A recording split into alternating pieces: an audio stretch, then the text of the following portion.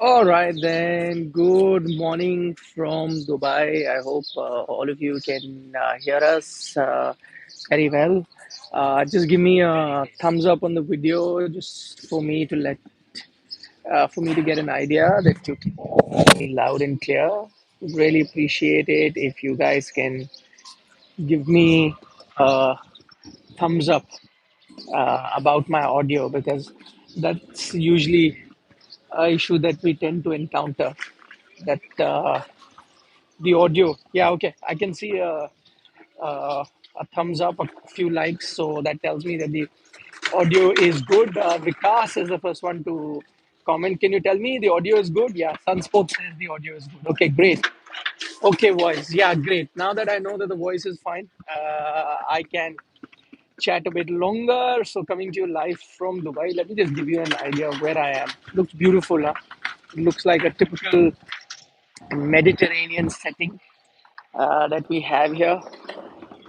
Let me show you the streets and sounds of Dubai. I'm sure you'd like it. I'm really enjoying it. This is the area. It's called Al Sif where we are staying. And I thought I'd quickly give you a live and show you the creek area as well. This is the creek. I'm going to get to the game. Gibran, I've seen your comment. We'll try and see if we can do that. But this is the beautiful skyline of Dubai. There you go. And this, of course, is what they call souk. Souk here is the market. So, Yug, hi, how are you? So, souk, of course, is market, local market. So, we're at a souk. That's the creek, and it's beautiful. It's a bright sunny day. By the way, the first update after a very wet, rainy Dubai that we witnessed yesterday. It is a nice and bright day. So that's the first thing I can report. And, there were a lot of concerns about whether you're going to be having another wet day here. But no, it's bright and clear. And the other good thing is that India is going to be having their practice session as well. We'll give you all the latest updates from that practice session. India, Bangladesh, both here in Dubai. There'll be press conferences. So I'll come live with that and give you all the latest updates. But here also to talk about the Pakistan versus New Zealand game. And I see a lot of questions. I'll try and answer those questions. Who I think is going to win? It's a tough clash. I was looking at some stats, and I think since 2023, overall, if you see the record, I think Pakistan holds the edge, slight edge since 2023. But then if you see the immediate matches, I think the last four matches, New Zealand has won three. So immediate form is with New Zealand. Of course, these two teams played the final of the Tri Series as well very recently. And New Zealand came out on tops. And I think that is a good reference point for us to look at because that will give us an idea which team holds the edge. Because that was played in Karachi, and this tournament opener is also going to be played in Karachi. So, kind of gives us an idea which team holds the edge.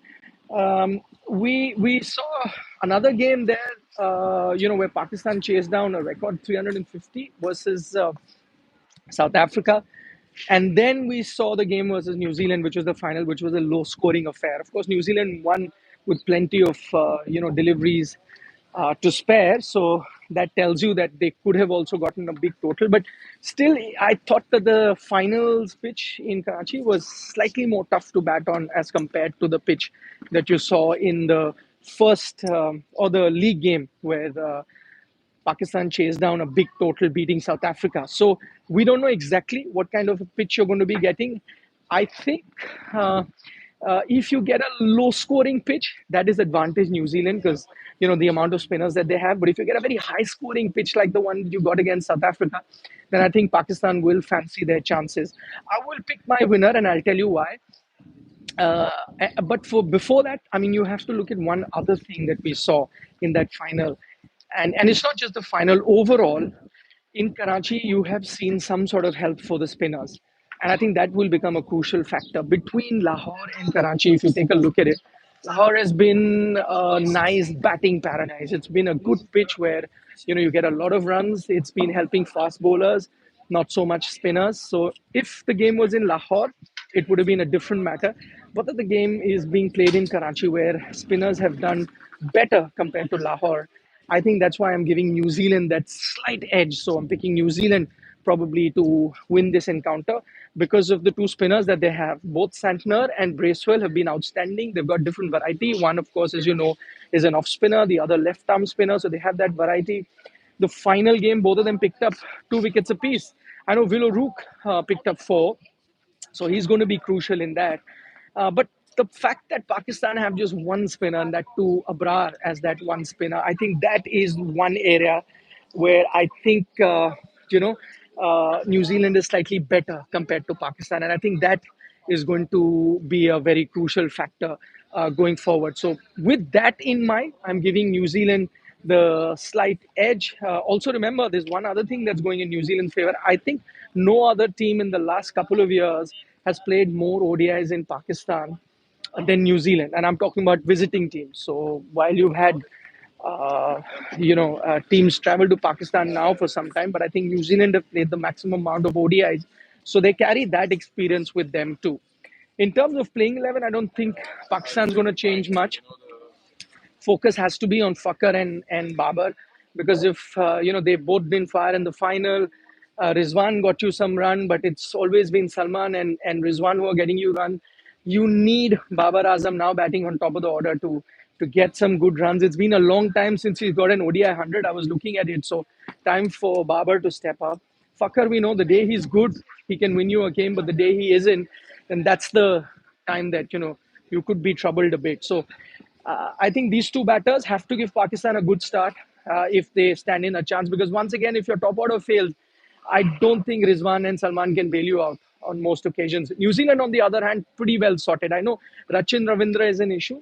He got hit, and we don't know 100% whether he's going to be playing or not. We know that he's been practicing in the nets, but it's going to be a touch and go, and I think they'll take a call right at the start of the game at toss to see whether he comes on to play or not. But even without him, I think New Zealand very well rounded side. Daryl Mitchell, Tom Latham got them runs in that final.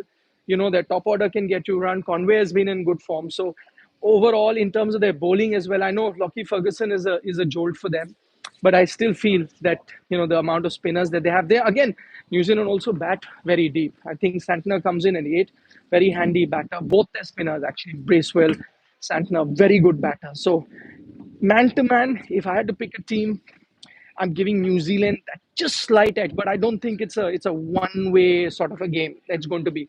I think it's going to be a close encounter. Fine margins are going to decide who wins, but marginal edge to probably New Zealand. So that's the latest that we have for you from Dubai. As I said, today Indian team is going to be practicing. We'll bring you all the latest from that. I hope you're enjoying the sights and sounds of Dubai. I'm absolutely loving it. I don't know why, but I always have this fascination for these Middle Eastern bazaars, the souks as you call them. So we're here right now. We're going to grab ourselves a breakfast in one of these beautiful cafes, grab ourselves some breakfast, and then head to uh, the ground. So Dukant is here with me. You can't hear him because the mic is here. So that's that. I picked New Zealand. I gave them a slight edge, marginal edge, because of how adapted to the conditions. And I was seeing some record that they've played the maximum amount of ODIs in Pakistan for any visiting team. They have been playing there, so I've given them slight edge. Right on Babar Azam. If Babar can get runs, yeah, then their batting order will click. Else, what happens is if Babar doesn't, and number three could also be a problem. They don't have the ideal one-day players at 6, 7, and 8. Yeah. Look at New Zealand. Mitchell Santner bats at number 8. Number 8, yeah. Both Bracewell, Santner, very good. Yeah, and very. The spinners that New Zealand have. Yeah. And Karachi is that one venue where spinners are doing well compared to Lahore. So with that, we're going to. You can't watch the PC live for those of you asking us, but we'll of course give you all the big points about that. I'm sure the broadcaster will show the press conference. Maybe you can check with them. And on our television channels you can watch it, but not on digital platform.